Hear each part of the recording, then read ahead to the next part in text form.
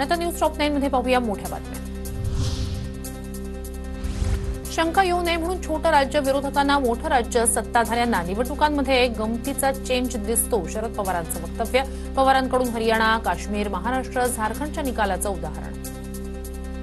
राज्य यशासाठी आणि मोठं राज्य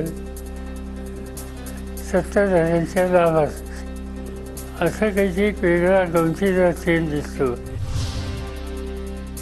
ईव्हीएमला दोष देण्याचं कारण नाही, लोकसभेला आमचा दारुण पराभव झाला, विरोधक लोकसभेला विजयी झाले ते आम्ही मान्य केलं, विरोधकांच्या टीकेला अजित पवारांचं उत्तर। माझं स्वतःचं स्पष्ट मत आहे, ही मॅटर कोर्टात गेलेली होती। सुप्रीम कोर्टाने पण मागच सांगितलेलं होतं की ईव्हीएम मध्ये कुठल्याही प्रकारचा दोष नाही, ईव्हीएम मशीन हे व्यवस्थित आहे। एवढा मोठा विजय होऊन सुद्धा भाजपला विजयोत्सव साजरा करता येत नाही, पोस्टल मतदान आणि ईव्हीएमच्या कलांमध्ये तफावत, रोहित पवारांचा आरोप। राष्ट्रवादी काँग्रेस शरदचंद्र पवार गटाच्या पराभूत उमेदवारांची उद्या सकाळी 11 वाजता वायबी चव्हाण सेंटरवर बैठक। पराभवाच्या कारणांसंदर्भात शरद पवार, जयंत पाटील यांच्या उपस्थितीत बैठक।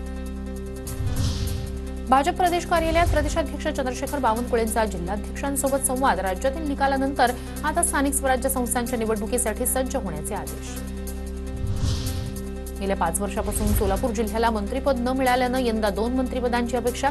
सचिन कल्याण शेट्टी आणि समाधान आवताडे यांचं नाव आघाडीवर, महायुतीचे 4 उमेदवार विजयी।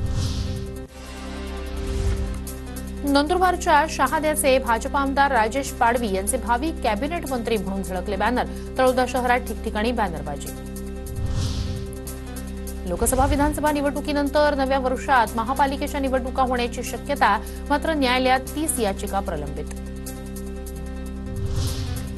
हेमंत सोरेन 28 नोव्हेंबरला झारखंडच्या मुख्यमंत्रीपदाची शपथ घेणार। झारखंडमध्ये सलग दुसऱ्यांदा हेमंत सोरेन मुख्यमंत्री।